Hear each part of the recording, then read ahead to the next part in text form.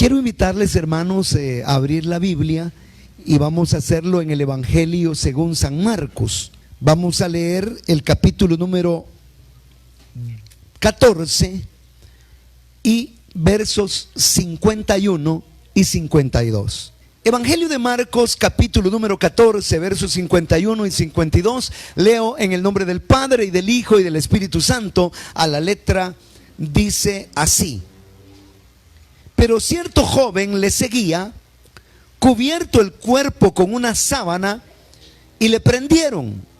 Mas él, dejando la sábana, huyó desnudo. Oremos. Padre que estás en los cielos, gracias te damos, Señor, por esta buena palabra. Te pedimos, Señor, que por medio de ella nos hables, nos ministres, nos bendigas en Cristo Jesús. Gracias, Señor. Amén y amén. ¿Puede tomar su asiento? Y usted, por favor, présteme su atención. Muchas gracias por estar conectado desde el seno de Iglesia Centro de Misiones. Le bendecimos en el amor de Cristo. No huyas de tu vocación. Dígalo. No huyas de tu vocación. Los evangelistas, es decir, los escritores sagrados, los evangelistas, tienen en sus escritos algunas cosas que son singulares a ellos. En otras palabras, hay cosas que son propias de Mateo y que solo en el Evangelio de Mateo aparecen. Hay cosas que solo en el Evangelio de Marcos, cosas que solo en el Evangelio de Juan, y este es una particularidad del Evangelio de Marcos. No aparece en ningún otro lugar. Frecuentemente en la Sagrada Escritura, los escritores narran sucesos en tercera persona para referirse a ellos mismos. Por ejemplo, el apóstol Pablo dice: conozco un hombre. Si en el cuerpo no lo sé, si fuera del cuerpo no lo sé, Dios lo sabe. Pero ese hombre, dice, fue arrebatado al tercer cielo, fue llevado al paraíso de Dios y vio cosas. Él estaba hablando de él mismo, pero lo hacía en tercera persona. Conozco a un hombre. Ese hombre era Pablo.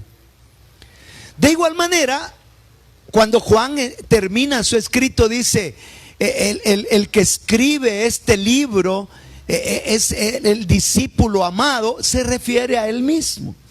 Solo Juan, el evangelista, el teólogo, el escritor del Evangelio de Juan, de las epístolas y del Apocalipsis, se recostó en el pecho de nuestro amado Jesús.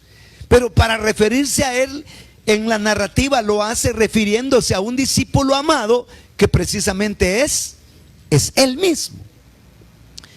Y resulta que en esta narración el único que lo narra con propiedad es Marcos. Y narra el momento en el que Jesús es prendido. ¿Dónde? En Getsemaní. Es arrestado, es apresado en Getsemaní. Está escrito una profecía: heriré al pastor y las ovejas serán dispersas, serán dispersadas. Uno de los discípulos, tomando la iniciativa, le dijo al Señor: Señor, aunque todos te dejen, yo no te voy a dejar. Ya recuerda usted quién es, ¿verdad?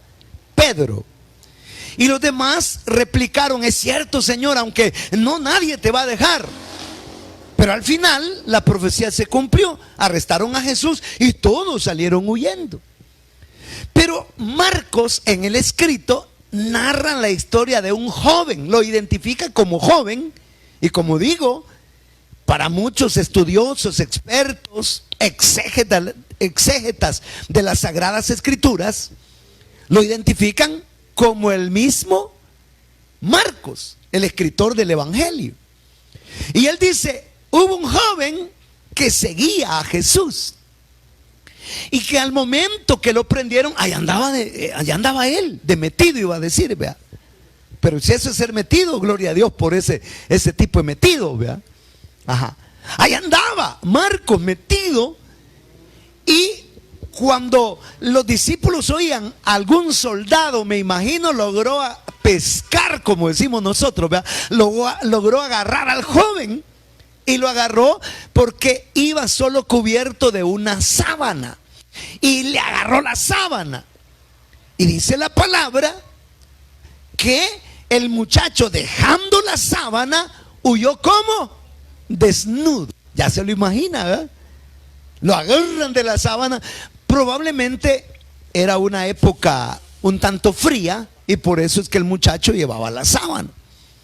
Ahora, cuando la Biblia dice que iba desnudo, recuerde que en cultura y costumbre judía la desnudez equivalía a andar en la túnica interior. No significa que, así como lo dicen acá en El Salvador, ¿verdad?, iba en pelota, iba totalmente desposeído de cualquier prenda de vestir. No, iba en su túnica interior. Y por arriba había tomado una sábana que le abrigaba del frío, le daba calor, y lo despojaron y salió huyendo. Ahora, subraya usted la palabra que leímos ahí: huyó. Huyó. Diga, huyó. Huyó. Huyó. ¿Algunos de ustedes alguna vez han huido? ¿Cuántos han huido alguna vez? Yo creo que todos hemos huido. ¿Y de qué es lo que ha huido usted? ¿Ah? A veces la muchacha solo le dijo: mira, creo que estoy embarazada, y salió, se pegó a la carrera, huyó, el cobarde. Otras veces se huye de la responsabilidad, se huye del problema, se huye del peligro, se huye de diferentes cosas. Pero hay una cosa de la cual este muchacho como que aprendió a huir, porque no es la primera vez que huye. Fíjese que cuando comenzaron el primer viaje misionero, Pablo y Bernabé se disponen a visitar las regiones por todo lugar donde habían sinagogas, con el objeto de llevar el evangelio primeramente a los judíos, porque era costumbre de Pablo ir primero a la sinagoga, y posteriormente, cuando eras rechazado por los judíos en la sinagoga, se volvía normalmente a los gentiles. Y Pablo comienza a visitar ciudad de ciudad en ciudad, y en ese primer viaje usted no para de contar. Desciende a Seleucia, se embarca y luego corre o zarpa hacia la isla de Chipre, llegando primero a la ciudad de Salamina, atraviesa toda la isla hasta llegar a Pafo. De Pafo se enrumba hacia el norte por el sector del Asia Menor y visita ahí los lugares como Iconio, Listra, Derbe, y luego se pega el regreso, ¿verdad?, por toda esa región hasta llegar nuevamente a Antioquía y a Jerusalén, de donde habían salido. Antioquía básicamente, ¿no? Amén. Entonces él dijo a correr por todos aquellos lugares, a ganar almas, a sembrar iglesias, a levantar obra, a predicar el evangelio, a enfrentarse contra la oposición de Satanás, los demonios, las astucias, artimañas, pruebas, luchas, tribulaciones. Pablo comenzó de manera aguerrida a hacer el ministerio. Ahora, la cuestión es que cuando salieron, si usted lee la Biblia cuidadosamente en Hechos capítulo número 13, la Biblia dice: apartadme a Bernabé y a Saulo para la obra a la cual los he enviado. Los apóstoles, maestros, profetas que estaban ahí reunidos, oraron imponiendo las manos sobre Pablo, sobre Bernabé, y los despidieron para que fueran a hacer la labor misionera, llevando el evangelio a toda criatura. Pero Bernabé quiso que Marcos fuera con ellos, y Marcos fue con ellos.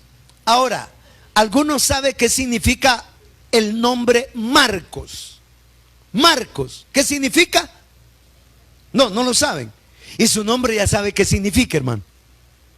Averigüe qué significa su nombre, porque todos los nombres tienen un significado. Y hay algunos significados proféticos que no están por gusto. Dios no se equivocó cuando nos colocó el nombre. Yo me asombro de cómo el Señor me dio a mí el nombre. Yo no sé de dónde salió, pero me lo asignaron y ahora que lo conozco, su significado, le doy gloria a Dios.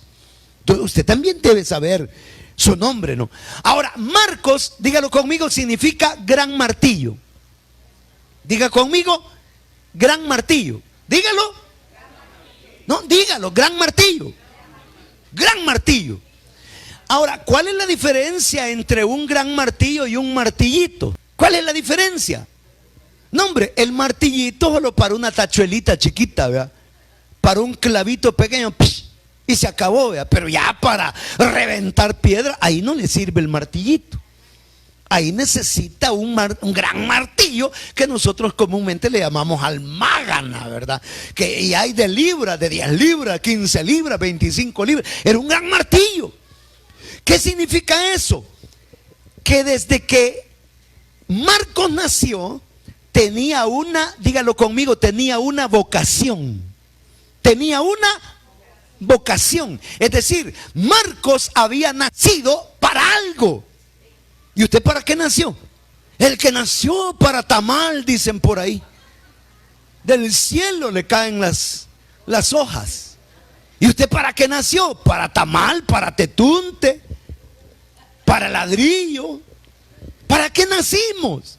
Mire, hermano, Marcos, Dios le asignó un nombre precioso, gran martillo, y tiene un significado poderoso porque concuerda con las palabras del profeta en el Antiguo Testamento que dice: vosotros sois martillos en mis manos. En otras palabras, Dios habría de hacer de Marcos un instrumento del evangelio que iba a golpear con el mensaje evangelístico los corazones de las personas, iba a deshacer las obras del diablo e iba a provocar la salvación por medio del evangelio. Esa era la vocación ¿de quién? De Juan Marcos. Entonces Juan Marcos tenía una vocación. Y usted quizás no se ha dado cuenta, pero usted también tiene una vocación, hermano. Usted no nació por gusto. Usted no vino al mundo así como le ha dicho su papá, su tío, su abuela, ¿verdad? No, es que un accidente fuiste. Tal vez fue accidente para su papá, para su mamá, pero no para los planes de Dios. Dios sí ya tenía planes con usted. Y yo, no, si yo pasando iba, dice el papá. No, es que no era en el plan del hombre. Nacimos en el plan ¿de quién? De Dios. En el plan de Dios. Mire, hay matrimonios que luchan por tener un hijo y nunca lo tienen. Y la paradoja, hay mujeres desamoradas que hasta regalan los hijos o los avientan y los van a perder, y esas tienen un montón de hijos. Son altamente fecundas. Solo las mira el hombre y ya están esperando hijos. Es terrible, ¿no? Pero no hay casualidades. Usted no nació por casualidad. Dígale a su vecino: usted no nació por casualidad, hermano. Usted no es producto de la casualidad. No vino al mundo por azar. No vino al mundo sin ton ni son, sin objetivo, sin proyecto, sin rumbo. No, es que yo soy como una estrella fugaz, una estrella errante. Como alguien dijo por ahí: lanzo la flecha al espacio y a dónde va no me importa. No, usted no nació así. Cuando Dios pensó en usted, pensó en darle propósito, sentido, dirección. Que por el pecado y por el vicio y por la mala vida y por el deleite y los placeres, nosotros nos hemos requete contra hiper mega torcido, es otra cosa. Pero Dios tiene propósitos. Entonces diga: Dios tiene planes para mi vida. Dígalo. Dios tiene planes conmigo. Alguien dirá: hermano, pero eso me lo hubiera dicho cuando estaba joven. Oh, ya estoy viejito. No se preocupe. Sí, allá en el libro de Josué dice la palabra que Caleb era de 84 años prácticamente cuando dijo: de 40 años era cuando Dios me dio la promesa. Le he estado esperando y hoy soy de 80. Estoy listo para cosechar la bendición. Es decir, que era de 84 años y él sentía que era el momento de comenzar a vivir. Así que no se preocupe, usted no le haga caso al cuero, hermano. Aunque tengamos solo un diente y lo que tengamos flojo, pero si hay propósito de Dios en nuestra vida, comenzamos a vivir para la gloria de Dios. Amén. Entonces Dios tiene planes con nosotros. Y usted siéntase joven. Diga, yo estoy joven, yo estoy cipote. Cipote le decimos a los jovencitos aquí en El Salvador, ¿verdad? Diga, yo soy un muchacho, yo tengo juventud o vejentud, como quiera, pero siéntase joven, sienta que tiene energía, fuerza, porque todo eso Dios lo colocó ¿en quién? En usted. Dios, cuando nació Marcos, le dio rumbo, le dio objetivo, le dio vocación. Eso se llama vocación. Algunos dicen que la vocación es como una iluminación interna. Ya nace, ya nacemos, ya tenemos la habilidad, ya traemos el germen, la semilla, y solo falta que nos enrumbemos y le demos como seguimiento al proyecto, y las habilidades y hermano, las vocaciones aparecen. Pero Juan Marcos aprendió a huir, le gustó huir. ¿Por qué digo que le gustó huir, hermano? Porque dice la Sagrada Escritura que en aquel primer viaje Bernabé dijo, yo quiero que Juan venga conmigo. Pero ¿por qué esa intención de Bernabé? Porque era su sobrino. Marcos era sobrino de Bernabé. Bernabé, el apóstol, compañero de Pablo. Y dice que lo llevaron, ¿verdad? Pero a Pablo no le gustó, porque a medio camino, bueno, ni habían comenzado el camino todavía, cuando se le regresó, se le desinfló, huyó. Solo llegaron a la isla de Chipre, a la primera ciudad de Salamina, y después a la ciudad de Pafo. Se toparon ahí con el brujo, con el que resistía, con Elima, y le dio miedo. Y después, cuando subieron ya a la siguiente ciudad, dijo, no, esto del evangelio no es fácil. Aquí a uno lo rechazan y el mundo le cierra las puertas, y a uno lo critican, y el mundo trata de atacarlo, y el diablo no nos tiene misericordia, sino que está prueba tras prueba, tentación tras tentación, maquinación tras maquinación. No, esto no es fácil, yo mejor me regreso. Huyó, y era segunda vez que dice la Biblia que huyó. ¿De qué estaba huyendo? De su vocación. Bendito Dios, que Dios puso gentes que ubicaron ¿a quién? A Marcos. No voy a leerlo, pero solo lo voy a referir. En Colosenses 4:10 se dice que Bernabé era el tío de Marcos. En Hechos 13:13 es cuando se dice que en el primer viaje se les regresó. Y cuando comenzaron en Hechos 15 el siguiente viaje, Bernabé quería de nuevo llevar a Juan Marcos, y entonces Pablo dijo, no, con este ni a la esquina. Este es cobarde, este es pusilánime, este no le hace frente a la prueba, a la lucha, a la dificultad. Yo con él no camino. Y hubo tal desacuerdo entre Pablo y Bernabé que se separaron. Y Bernabé, tomando a Juan Marcos, navegó con él a Chipre. Y Pablo, tomando a Silas, viajó por tierra a las regiones de Damasco. Mire, hermano, terrible una separación. Pero Bernabé se apartó de Pablo, prefirió apartarse de Pablo para consolar ¿a quién? A Juan Marcos. Pero no solo ahí.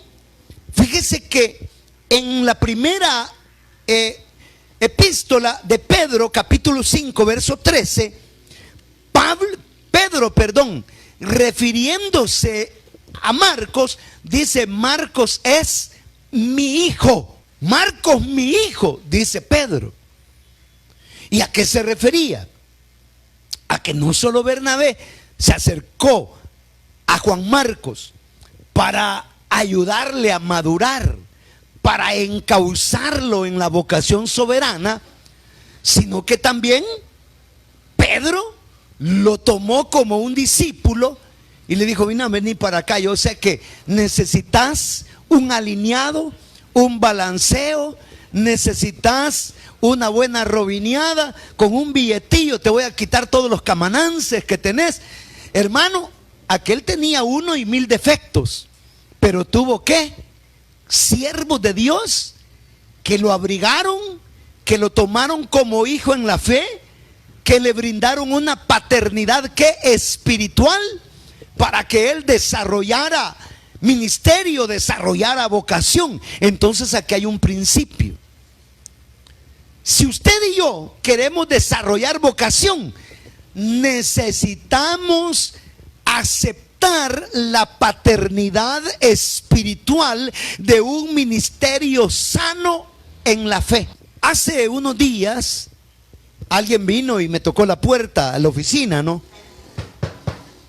Y yo le abrí, Dios le bendiga. Ah, pastor, me dijeron, mire, y me regalaron una tarjeta de presentación. Y me dijo, mire, fíjese que yo, me dijo, soy director de un ministerio de alabanza, somos un grupo que tocamos tales y cuáles instrumentos, es decir, era un grupo prácticamente completo, ¿no? Y me dijo, nosotros para gloria y honra del Señor, hemos estado al frente de campañas evangelísticas en lugares públicos, hemos ministrado eventos, aniversarios, y comenzó a hablarme de toda la experiencia que ellos habían tenido en su servicio, ¿no? Y me dijo todo, yo no los conocía. Cuando yo conozco a alguien, pues no necesito toda ese listado del currículum que la gente habla de sí mismo, ¿no? Pero le hice una pregunta. Al final, cuando él ya me había dicho que estaba en campañas y que en iglesias y que en aniversarios y que todo, yo le dije, vaya, dígame por favor dónde se congrega y quién es su pastor. ¿Dónde se congrega y quién es su pastor? Y entonces me dijo, no, me dijo, es que la verdad es de que nosotros no tenemos iglesia fija donde congregarnos, porque el Señor nos ha llamado a andar así en un ministerio interdenominacional. En otras palabras, le dije yo, ustedes son cabras locas, porque las ovejas tienen su rebaño, tienen su redil y tienen su pastor. Pero gente que no está identificada en un ministerio, que no acepta la paternidad, que no acepta la guianza, la conducción, jamás va a desarrollar sana y maduramente su vocación. Puede que le dé lustre y que le dé uso a su vocación, estoy hablando en términos muy espirituales, pero puede ser que lo malogre, lo contamine, porque no tuvo la conducción y la guianza que el Señor nos da por medio de los ministerios, que no el hombre, sino que a él le plujo constituir. Porque los pastores, evangelistas, profetas, maestros, apóstoles no fueron idea de la iglesia, tampoco fueron idea de la organización, fueron idea de Cristo. Dice, Él constituyó, Efesios 4:11. Dios quiso constituir ministerios para que por medio de los ministerios se le dé al creyente la conducción hacia la madurez, hacia el buen uso de los talentos, de los dones que Dios nos regala, de ese potencial que Dios coloca en cada uno de nosotros. Eso era lo que le faltaba. ¿A quién? A Juan Marcos. Hasta que Juan Marcos se colocó bajo los cuidados de Bernabé primeramente, y después de ¿quién? De Pedro. Entonces Juan Marcos fue ¿qué? Madurando. Quisiéramos madurar así, como el chasquido de un dedo, como un abrir y cerrar de ojos. No, pero la madurez cuesta. La madurez es un proceso. En el proceso se cometen errores.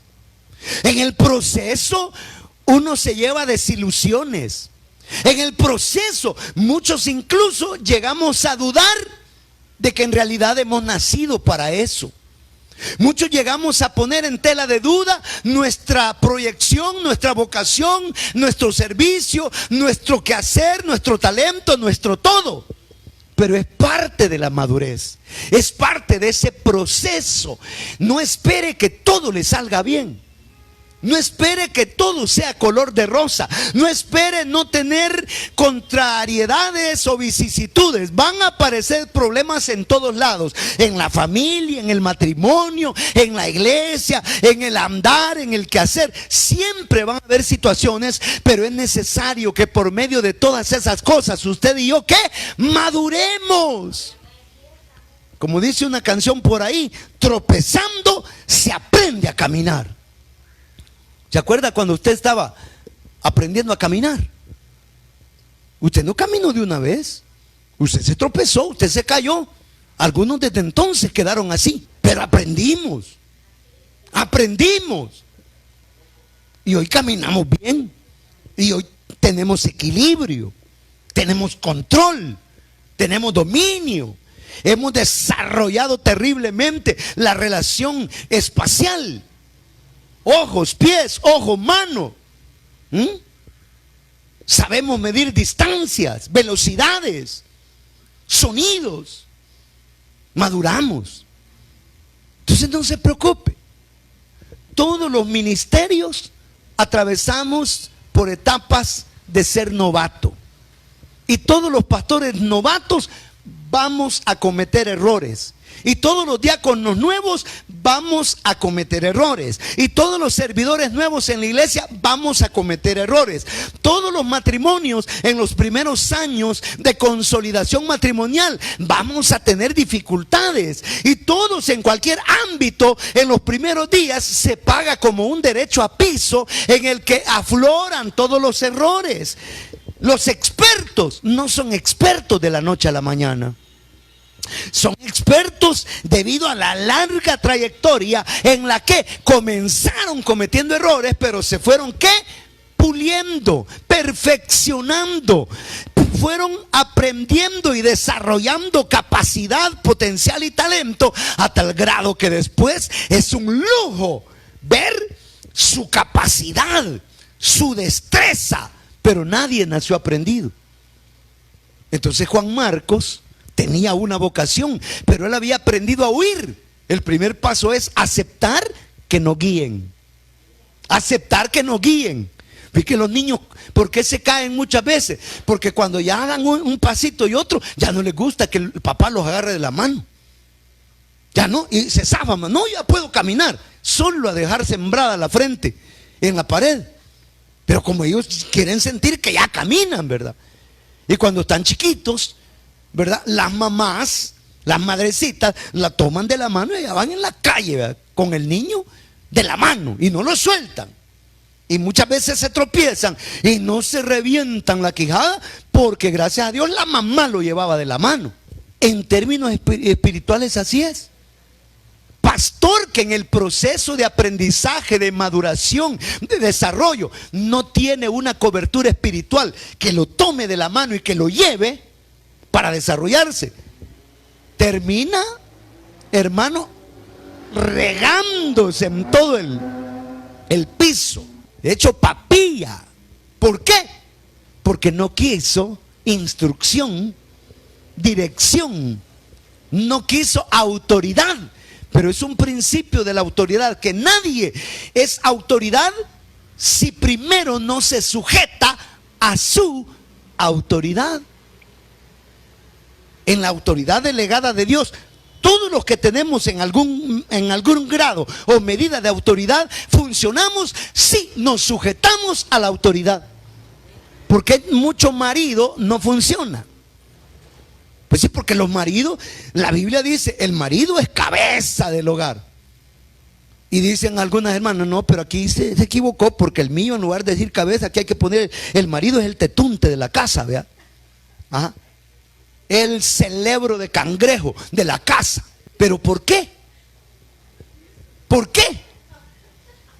Porque no admitimos que vigilancia, cuido, paternidad, autoridad y desarrollo. Pero Juan Marcos sí se sometió. Se sometió a Bernabé, se sometió a ¿quién más? A Pedro, y llegó a ser un gran evangelista. Me llama la atención, yo casi finalizo, pero mire, leo allá en Cuando Pablo en el año 60 después de Cristo es apresado en Roma, lo llevan a Roma y llega en el año 60 a Roma. Ahí estuvo en su primer encarcelamiento 2 años, del 60 al 62 después de Cristo. Y en esos días Pablo desde la prisión escribió 4 cartas que son conocidas como las cartas de la prisión. ¿Cuáles son? La carta a los Efesios, a los Filipenses, a los Colosenses y a Filemón. Resulta que en esta carta de Colosenses, en el 4:10, Pablo recomienda a Juan Marcos y les dice: miren, si llega Juan Marcos allí, atiéndanlo, él es hombre de Dios. Pero no solo eso, sino que en Filemón, verso 24, cuando está en las salutaciones, dice: Marcos os saluda. ¿Qué significa eso? Que después que Pablo había desechado a Juan Marcos, ¿por qué lo desechó? ¿Por cobarde? ¿Por pusilánime? ¿Por temeroso? Lo desechó y dijo: no, con este ni a la esquina. Pero como luego Marcos maduró, se sometió, trabajó arduamente y hizo las tareas, y Dios estuvo con él en el proceso, al final Pablo termina reconociendo el talento, el don y la vocación ¿de quién? De Juan Marcos. Y dice: no, hombre, Juan Marcos es un gran hombre de Dios, si llegan, recíbanlo, y él está conmigo y desde aquí lo saluda. Aquí está Juan Marcos y lo está saludando. Es decir, Pablo después está doblegando su propio carácter con el que desechó, y ahora no está diciendo que se equivocó al haberlo desechado, sino que está diciendo: este se sometió y ahora merece reconocimiento, porque este hombre ha trabajado. ¿Cómo se van a desarrollar nuestra vocación? Trabajando. Trabajando. Hay gente que dice: no, es que yo primero quiero aprender, no, es que el libro de Hebreos dice: en batalla se hicieron fuertes. Hay quien Dios le está dando el talento y el pastor le dice: vaya, hijo, vas a predicar tal día en la iglesia. No, pastor, yo todavía no estoy preparado. Si es que nunca va a estar preparado. Si no se lanza, jamás va a estar preparado. Es que tengo miedo, es que van a decir que no puedo predicar, que se me lengua la traba, y van a decir que me da nervio y mucho sudo y que mejor lloro. No importa, pero si hay talento lo va a desarrollar. ¿Y usted qué cree? Que los mejores predicadores, picos de oro que hoy dominan los mejores escenarios, que tienen léxico y dominio del público, si esos cuando comenzaron también les daba nervio y les daba una rodilla contra la otra. Pero esto así es, hay que trabajar, hay que entrar de lleno, hay que poner en acción el talento, hay que hacerlo, hay que ver para qué somos buenos. Perdóneme que a veces me acuerdo de mi madrecita querida, que ya está en la presencia del Señor, pero esa viejita de todo se rebuscaba, hermano. Recuerdo yo que en esas lipidias, vea, me acuerdo a veces cuando era pobre, pero en aquellas lipidias ella dijo: no, es que algo hay que hacer, y salió. Al rato venía con un gran montón de cartón, hermano, de papel, ese papel de cartón, pues no sé cómo se llama ese papel, craft o algo así. Ajá. Y dijo: a cortar, vamos a hacer bolsas. Mire, chiquito, dijo, a coser el engrudo, el almidón, y hasta yo me almidonaba las manitas y hacíamos bolsa. Y hacían los cientos de, ya vengo, y se iba al mercado a vender el ciento de bolsa. Al ratito ya llegaba con pistillo. Otras veces se rebuscaba haciendo empanadas y haciendo de todo. Es que, hermano, el talento está ahí. El talento está ahí. Hay gente que se hunde en la miseria, se hunde en la pobreza, y cuando le dicen: ay, hermano, qué terrible lo que usted está viendo, ay, si viera que, Ay, yo solo, a mí me ha tocado solo. No tengo quien por mí, nadie me quiere. Los chuchos me ladran, las hormigas me pican, nadie me quiere. Pero muchas veces es porque la gente se abandona. Haga algo. Haga algo. Para algo. Usted es bueno. Yo recuerdo un fulano que vino por ahí, yo no sé, él decía que era judío, pero vino al país producto de la droga y apareció ahí enajenado en una calle, dijo que lo tiraron abandonado. Pero entonces dijo, yo me tengo que rebuscar, voy a ver qué hago. Cerca había una fábrica, una construcción. Y él se acercó a la construcción y vio que en el suelo los que estaban trabajando dejaban el montón de clavos pandos, ¿verdad? Y agarró un par de piedras y dijo enderezar clavos. Al rato, cuando tenía el gran montón de clavos, buscó al maestrón de la fábrica y dijo, mira, aquí quiero hablar con el maestrón a ver si me compra unos clavos. Y mire, y le compran los clavos que él había enderezado, que ellos mismos habían dejado torcidos. Miren, se los compraron y él contento. Y con el billetillo dijo, ya va a ser hora de almuerzo. Dijo, toda la mañana se había tirado enderezando clavos. Y luego con ese dinero se fue a comprar cartón de huevos y dijo hacer huevos, hermano. Ahí puso un par de piedras, hizo leña e hizo los huevos. Y entonces les vendió a los fulanos los huevos de boquita. A la hora de la salida del trabajo, mira, ahí lo está, aquí les tengo la boquita. Dios, mire, venta loca de huevos duros. Pero algo hay que hacer. Ya le he dicho que un hermano en Cristo le profetizaron en la iglesia. Y en la profecía le dijeron, no tenés pisto por tonto, dice el santo. Y entonces él pidió consejería. Y dijo, mire hermano, fíjese que casualmente en 3 iglesias a las que he ido, me dice el Señor lo mismo a través de los vasos. No tenés pisto por tonto. Y el pastor le dio consejería y le dijo, mira, la próxima vez que el Señor te mande una profecía así, pregúntale al Señor y decirle, Señor, ¿y qué hago? Y entonces en una vigilia, mañana hay vigilia, aleluya. En una vigilia vuelve a levantarse el vaso y le dice, así dice el santo, no tenés pisto por tonto, le dijo. Mire. Pero como el pastor ya lo había aconsejado, ¿verdad? Entonces se tiró de rodillas y le dijo, Señor, ¿y entonces qué hago? Y el profeta le dice, trabaja Aragán. Le dijo, vaya, eso era. Lo único que tenía que hacer era echar a andar el talento. Si es que el talento usted lo tiene ahí, pero allá, ¿se acuerdan a Isacar? ¿Quién era Isacar? ¿Quién era? Isacar. ¿No se acuerdan de Isacar?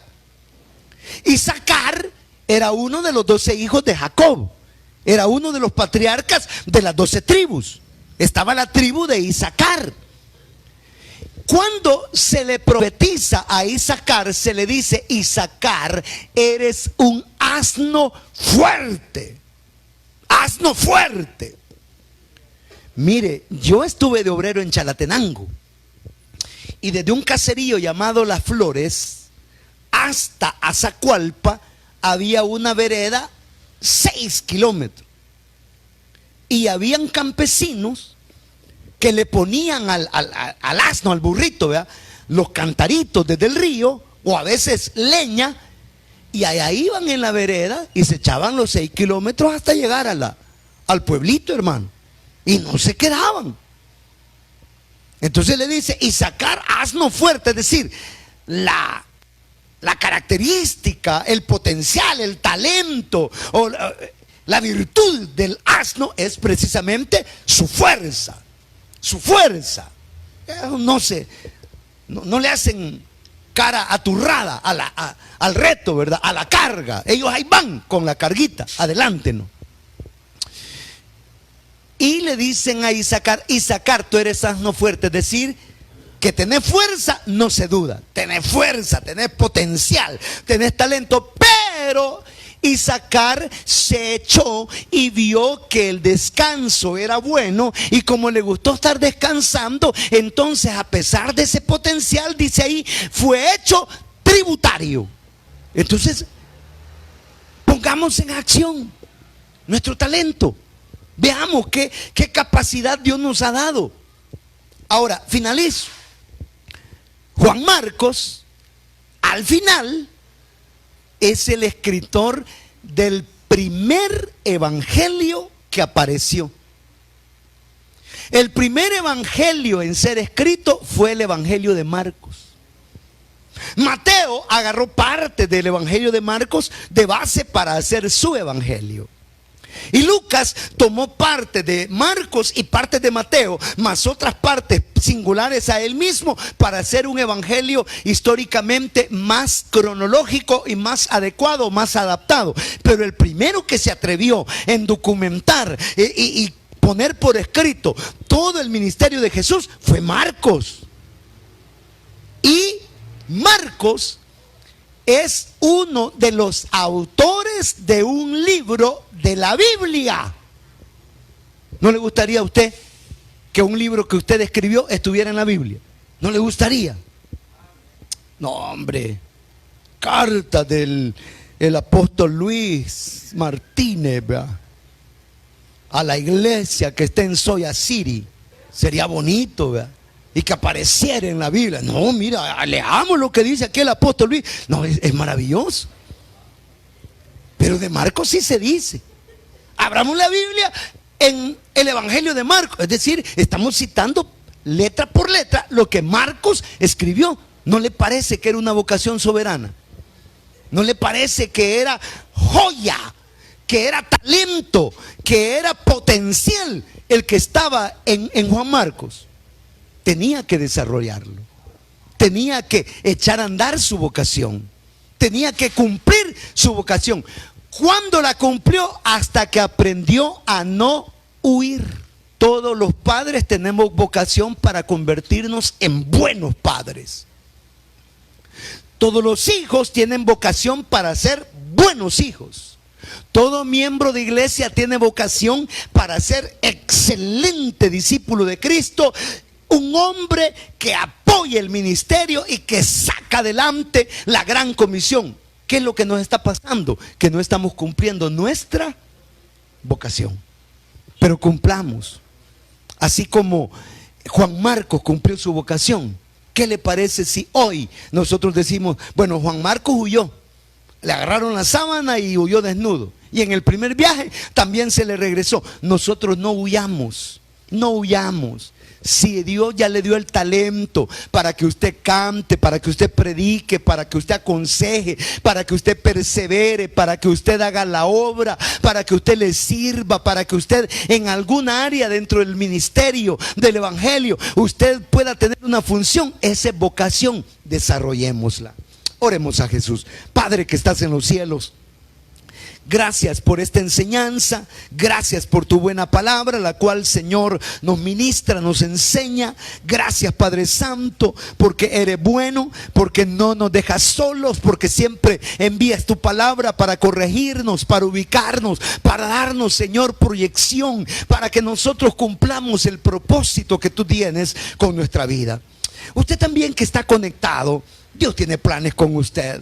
Por favor, llámenos, aquí está nuestro número telefónico, comuníquese con nosotros. Le invitamos a que no se pierda nuestras transmisiones los días martes y jueves a las 6 de la tarde y domingo a las 9:30 de la mañana. De igual manera, los días lunes y miércoles estamos en nuestro programa Amanecer con Cristo a las 5 de la mañana, todos los horarios compartidos, hora de Centroamérica. Desde el seno de Iglesia Centro de Misiones en San Salvador, El Salvador, le bendecimos en el amor de Cristo.